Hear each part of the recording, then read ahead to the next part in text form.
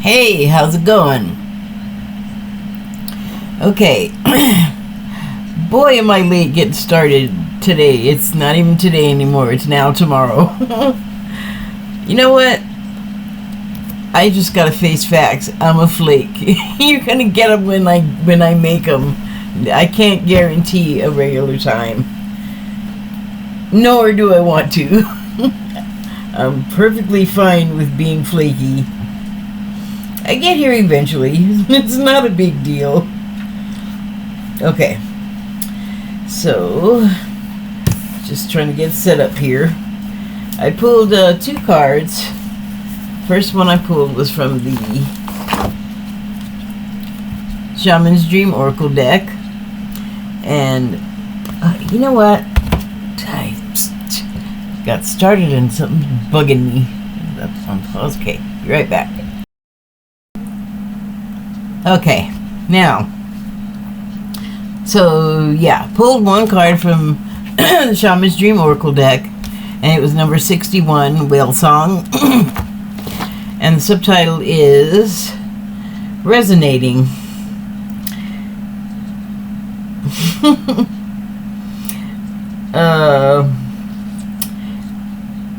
I don't know how this works, but this whale seems to be at the moment transporting itself around inside a water bubble, except it doesn't seem to have air. It looks like all water, which is interesting. And where is it? I wish I could tell you. It looks like it's like over a large well, what's bigger than large? Gigantic plaza that may be a pool. Well, sort of. It's confusing. I don't know if that's important or not, but the subtitle is Resonating, and the go-to for that for me, like, seems pretty obvious, but Whale Song. I mean, any kind of song is gonna resonate, and I don't necessarily mean that it's gonna resonate in the way that it means something to you, like it was the summer jam that year you met your person or whatever. I mean, the actual sound of it, like the sound being pushed through the air by the air, I guess, or I guess it's the combination of the sound and the air together. Either way, that's sound.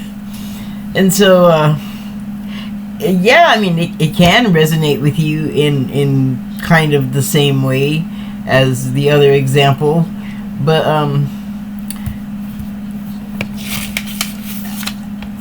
especially in water, I can't imagine that if you were in the water and the whale started singing, or even if there was like a pod of them and there were more than one singing, sound travels, I believe, underwater as much the same way it does in the air, I guess. But I would imagine in the water, the water has a different feeling on your skin than the air. The air is the lightest of touches, and here and gone too. I mean, unless you're unless you're glued to a wall by a hurricane or something, it don't hang around to impress upon you, really. It blows through, past you, by you, whatever it is, it doesn't hang around. But underwater, sound may have qualities similar to air in the way that it can lift up a shopping bag and make a kite out of it. But under the water, I think that it's more likely to actually bounce onto you and penetrate you, and in that way it's going to be all ringing in your bones, and there's your resonance. This is just my impression. I have no idea if that's anywhere near true. But anyway, let me now read from the guidebook and see if that can shed some light on this. Whale song, remembering, harmonizing, resonating.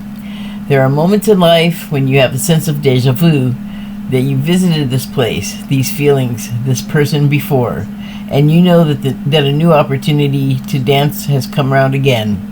Yet there is a haunting quality to this, a melancholy as life's mysterious fragility is also underlined. Like a whale song that pleads for its simple notes to be matched by another, you have a short time to capture this essence and let it resonate in a way that is potentially transformative, but only if you don't turn away. Wow. Okay. Turn away. It resonates for me personally. And that is not something I'm going to do in that instance, turn away. But back to this. I was talking about the sound in the air and the way the wind contacts you and sort of is there and then gone, like makes a small impression, makes you notice that it's windy and the wind is on you, but it's not everlasting. It's very brief. It's very it's short-lived. The sensation. So let me continue. Sometimes you may forget the moments of your humanity, your truest desires, because you become so earthbound and calculating, striving and doing. You're so overstimulated that you can't even turn a page. You're so overstimulated by the chase and what you're exposed to that you forget your heart. Now it's time to jump in the water and play and be reminded of your creative self. Your collaborative impulse to sing along, seeking harmony, beauty, purpose, and meaning. At this moment, I'm imagining that they mean that the whale's song as it resonates in your bones is gonna sing of seeking harmony, beauty, purpose, and meaning. I would imagine that I would feel that way. I certainly feel as if they're saying something. I couldn't decipher to you what it is they're saying, though. I do know that they're singing it to be heard and not just to each other. It just occurred to me right now, but I feel like it's very important that we listen to whale song, because there's something that at least some of us are going to get out of it. I feel like some of us are going to hear something in there, you know, and even if we don't consciously hear it or know it is there, it's going to still be able to penetrate us and get inside of us and resonate possibly with something. Not everyone is going to be this is not going to be applicable to everyone. Not everyone has that kind of sensitivities rather, and I feel like you got to be in some kind of alignment with the whales in order to receive best what they have to offer. I mean, you have to be willing in any case, but yeah. Oh, excuse me. As usual, I'm tired right when I'm doing this. Did I read all of that already? You will achieve more than the plans you set in motion if you use this opportunity to explore, be curious, and take a much needed break from what your mind thinks it needs to accomplish. Your heart is calling. Answer it. Well, I mean, definitely it seems to be saying, forget logic, forget trying to plot things out and predict and know ahead. You know, be in the moment. And then your heart, where your heart is calling for you to be still, be in the moment, and hear what your heart is telling you, hear what is maybe on the wind hear what the whales are saying, or at least get the feeling of what the whales are saying. I feel like that is the answer to the heart, your heart calling in this instance. Something I heard Cryon say long time ago. He was talking about octopus and squids and dolphins and a lot of the sea creatures that we just assume are native to Earth. But what he said, that along with humans being seated here, most of the animals were, and the ones that have come here are sort of like the rest of the light workers, I guess you could say, because the animals are from the angelic realm. They're here for us to experience, pretty much, is what he said. He is the guy who channels Cryon, but it said that Cryon did. So, I have no trouble believing that, because if you can read a translation of the Sumerian rolls that were discovered, it talks about Enki and Enlil and like all of the generations of humans that they were fine with them, and then I don't know, they discovered capitalism or something, and they had to, I don't know, see, I lost my train of thought. Sorry. Well, Enki and Enlil, right? They came here from outer space, basically. I'm not sure what planet. I used to know. I don't remember now. But they're not from this one, or they were not. Well, they are probably still in existence somewhere. Like, our physical meat bodies die. This is true of humans, but our spirit or our soul does not. That carries on. I imagine that's true of the rest of the beings to be found in this particular universe. But the reason why I find Cryon so credible is because he's got a record going back to 1982 of being correct. And he's very careful about what he'll say. And, you know, if it's something, some new invention or some news, he's not going to say it to his audience at one of his seminars, which are recorded, and then, you know, you can go there, or you can see it on the website that they have, or you can see it on YouTube. So they want to disseminate this message. So oh my god, I forgot again.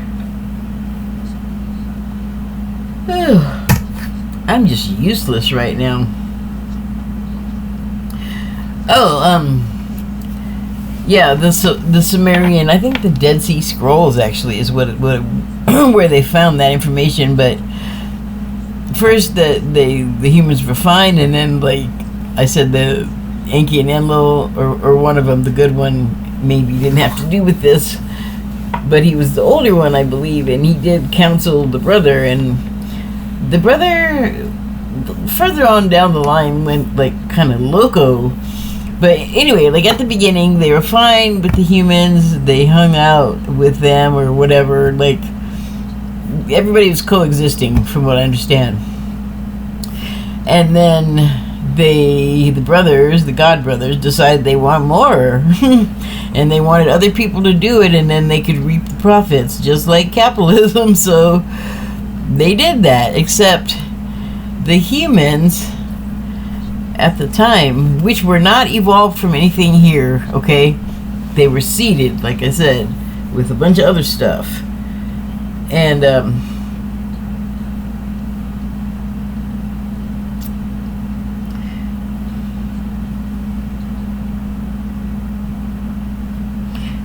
shoot, Shoot, come on. This is like the fourth time I forgot my train of thought. Well, anyway, the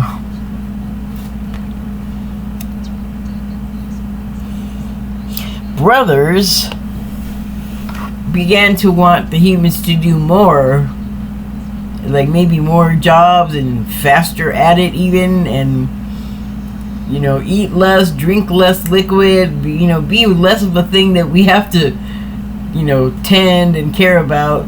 Just be a unit. Just be a money-making unit for this company or whatever they called them back then. They had them, that's for sure, because those are in the Dead Sea Scrolls or whatever those things are. There's so many of them though, but specifically the one about Enki and Enlil, I know it's been translated, like the humans. And so anyway, the humans were like not living up to the expectation of the god. One of them wanted to like be the lord over the humans, and the other one was like didn't really want to, and was kind of more like wanting to teach and like critical thought or reading or something like that. And then like the other brother was like, come learn how to do war, and just sort of instituted a bad role. He was a bad role model for the humans under him. And then the humans under him, by the way, were like, yeah, you know, we're not like really, we're just gonna go over here, or you know, whatever they were doing. It was that they didn't want to do the work, and they weren't gonna do the work. And so in order to get the humans to do what they wanted them to do, they had to bring in special surgeons and things to alter us, to make us more pliant, to make us less aggressive. They didn't really get that one out though. That's a real hard one. Really don't want to let go. It's like a barb.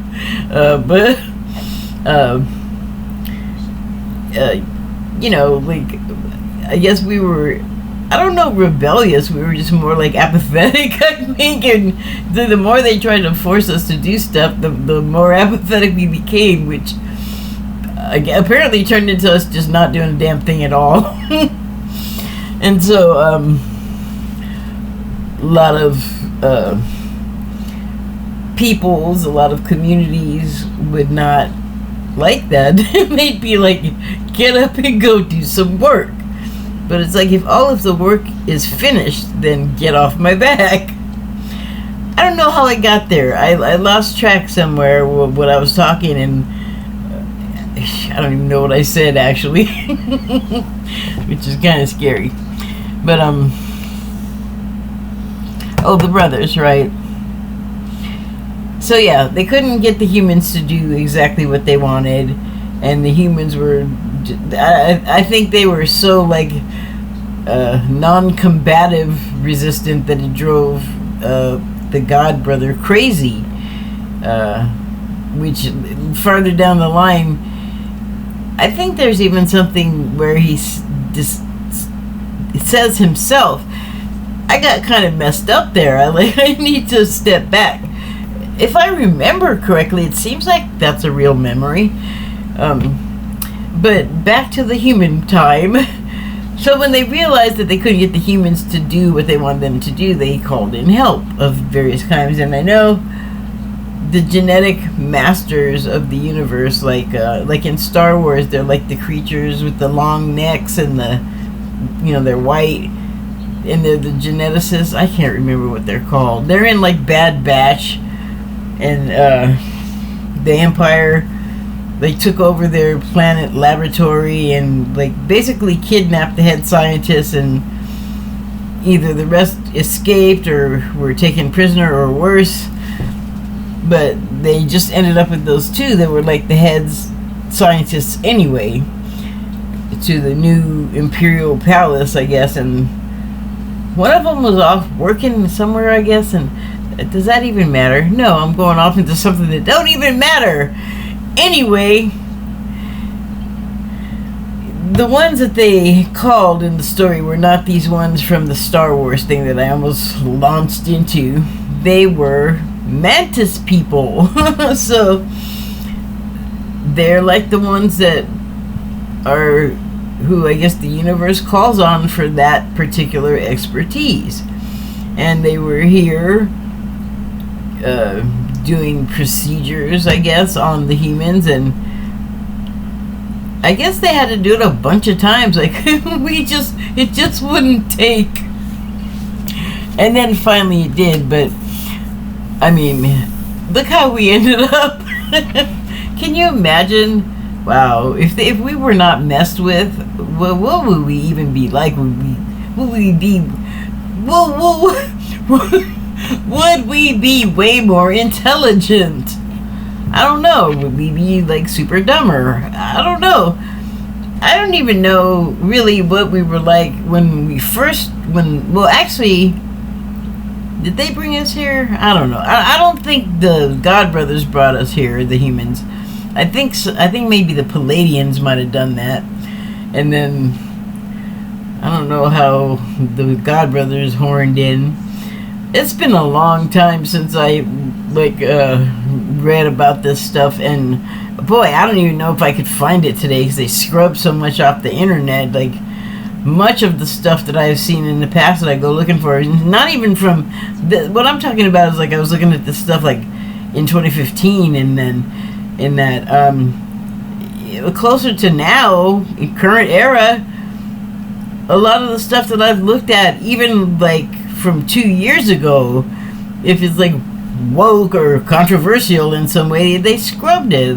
But it's like just informative stuff that they take away. It's like they don't want you to figure anything out. They don't even want you to know you're wrong and dumb. That is not right. But you know what? I don't know if that's how we were to start. Like, maybe like high intelligence wasn't our thing, because I think we were real basic, if I remember correctly. But anyway, I'm going all off the track.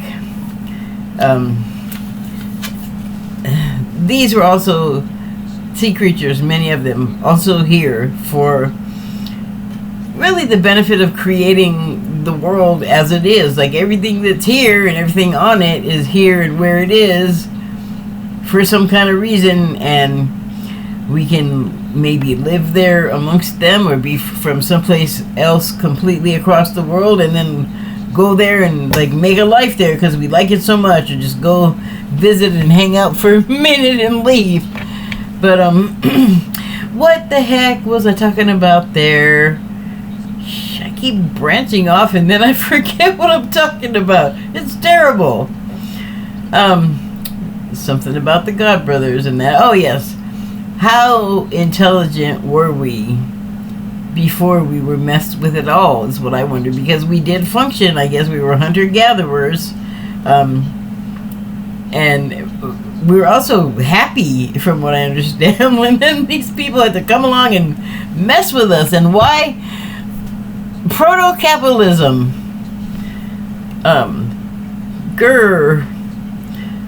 I don't know what that has to do with all of that. I've completely lost the thread.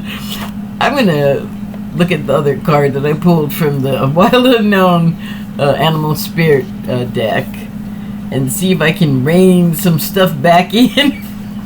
But calm down and think about something else than this other thing that I keep getting lost in and can't remember now what the heck I was talking about. Do I have brain damage? Do I have brain damage? I mean, possibly.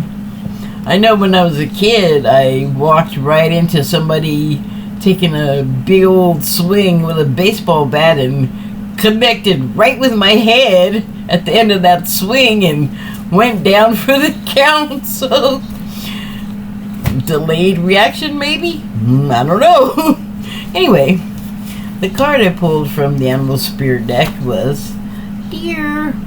They just keep popping up. I haven't seen the actual ones for several days, but I have not been up there where they are early enough in the day or late enough in the afternoon. I've been busy. I've been going other directions. But, I am kind of infatuated with those does right now. I've talked about them a bunch of times.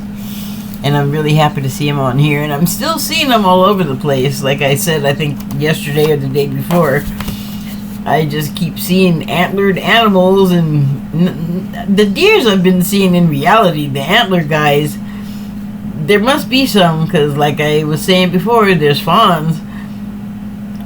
The fawns don't have in vitro fertilization, to the best of my knowledge.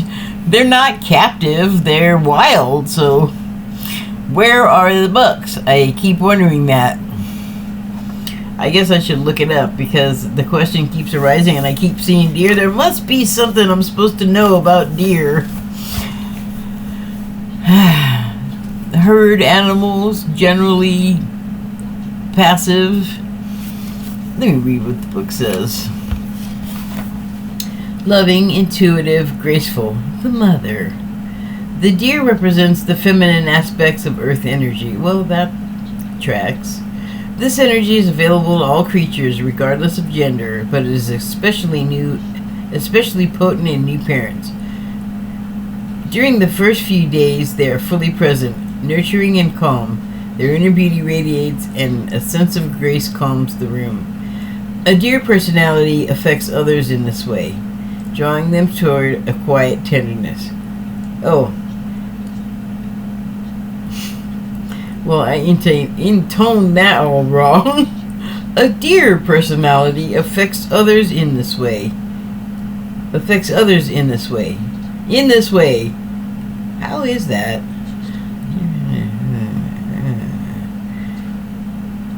I don't know, it's a strange cadence to me, but your personality affects others in this way, drawing them toward a quiet tenderness. Oh, I think that was right.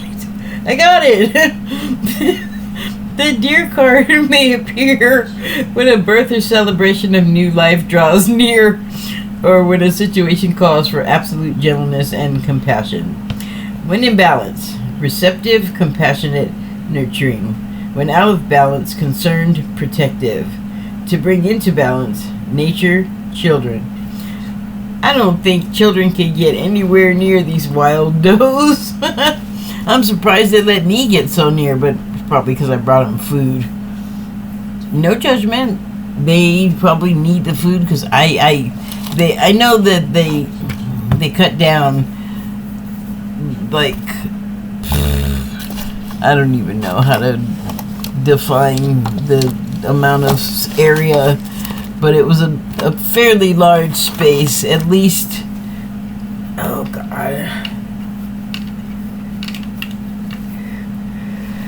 I was gonna say at least the size of a like a less long block, but sure, a short block. How about that? Like a street corner to corner block. All of it cut down except for a couple of little weird areas that I guess whatever they used to mow that stuff down with, I guess it couldn't get into those little tight areas that were sort of over the edge into the slough, so there's still a little bit there, and I guess for 2 does and 3 fawns it's enough, but if the bucks come back at night or something, I mean, I think they eat like all the time. The berries are not going to last forever, and I'm like, who did that? What were they thinking? Oh god. I guess I have this low-key sort of, low-key sort of worry about what is going to happen to those animals, because there's a couple of businesses over there, and there's one I know that they walk through, they use it as a roadway all the time. I have seen them come out of the gate like they were done with work. It's very cute. But yeah, I don't know, like I feel like the world is closing in on their habitat, and I mean, are these people gonna just hunt them and like skin them and eat them? Because it's kind of like that around here. I don't want to think that. It's a mama. They're mamas with babies. Like, I don't want to think about it and get bummed. I do want to try and figure out, like, how can I help them? Maybe there's a rescue I can call or something, because I don't know how they're going to survive. It's kind of like, you see, I'm getting, like, worried. And this picture is so, like, she's so calm and docile. It's like they don't deserve to have the world close in on them and take away their home. And I'm amazed that they don't run screaming away from me because my trike is so loud, but also just because I'm human and I have smells and stuff. Like, always, even if they're looking at you, even if they're eating, you can tell that they're poised to run at the drop of a coin. So their world is tense, I would say, and tough. And I wish that more of us bipedals could resonate with the idea of letting these quadpedals just live. Earlier I saw a show and they were talking about a man who found this chipmunk in his yard, and he had put a camera in the garden because he thought it was the neighbors, and then come to find out it's a chipmunk, and then, or woodchuck, and then the woodchuck would plop down right in front of the camera and just eat various parts of the garden. Like, he'd just sit there and eat successive vegetable and fruit after the other. And the hosts were kind of like, oh, it's totally trolling that guy. And it did seem like that until it brought its wife. And then it brought its babies. And the guy was like, well, I can exterminate them, or I can build more garden so that they can eat. And he did that. And he built them a little habitat. He built a pond, and I don't know what else. It sounded a little bit elaborate. Excuse me.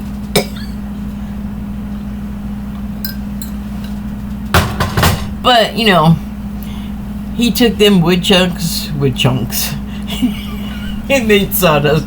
He took those woodchucks and made lemonade. He made merch. He started filming them. He's got over 500,000, I believe is what they said, followers on Instagram. And that is what I would like to see more of, is incorporating, like, we act like the nature is the pest. We're the pest. What are they polluting? What are they arguing about? What are they hurting of us? Nothing, but we can't stop hurting them. We can't stop eating them. These poor things, they're just getting battered being in the ocean, period. They're hunted and fished, hunted by predators. I don't know what's the predator of a gray whale, though. Is that what this is? Oh, I guess it's a blue whale. It's a big thing, though. I don't know exactly what predator it would have other than us and our giant boats. So we had to even make their life hell. We screwed up their hab, too. But we really need to resonate with these guys more and take it beyond our cats and dogs. And there are plenty of people that do it. They're all on YouTube and TikTok or whatever. But that's not all of the people there are. Nor is it all of the animals there are. Although we have made it so hard for them to live anywhere but a zoo. You just don't know. I feel like you don't know. Like, where are they? They could be anywhere. Like in LA, I left before it started getting so hot that the cougars were coming out and going under people's houses to stay cool. I mean, I haven't heard about any incidents about that, but I don't know if it would reach here. I might find it on YouTube, though. Anyway, I feel like our buildings are wrong. I feel like the way we put in our water is wrong. And wrong, like, in the way of, like, feng shui, but extreme, like, beyond that, like...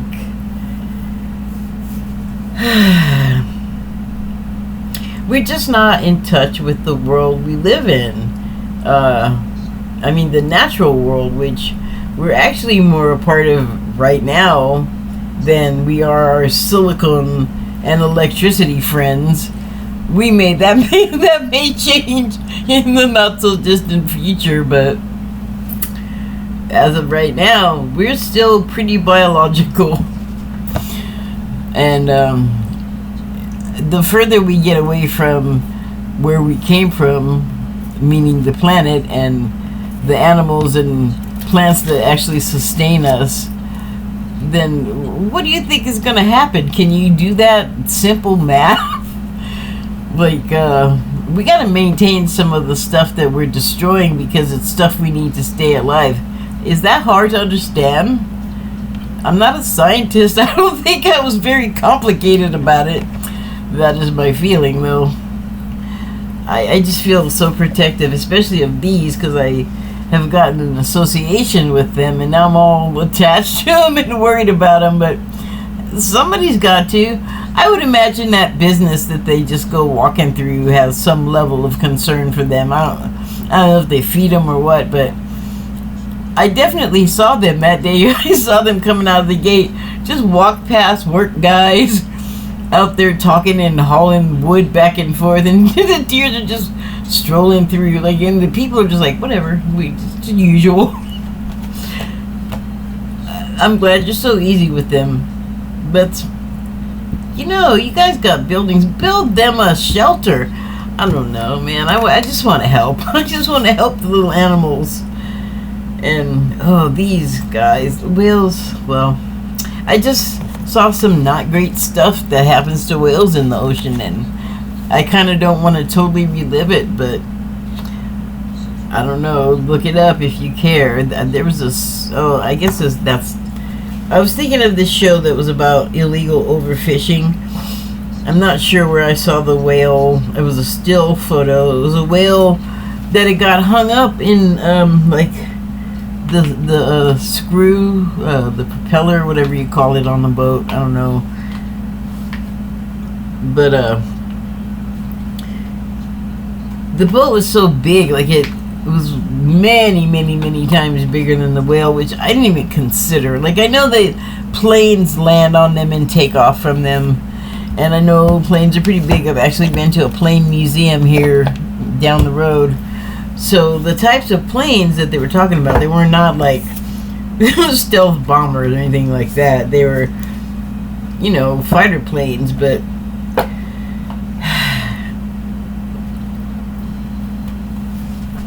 I lost my track again. I guess I'm having some sort of mental issue. That's too bad. What the heck was I talking about? Planes. I hate it when that happens because I feel crazy. Oh, I was talking about the whales and the ships. Yeah, I don't know what to do about that because our government and other governments or militaries are not going to like stop taking the ships in the water. Oh, but the show that was on National Geographic about the overfishing.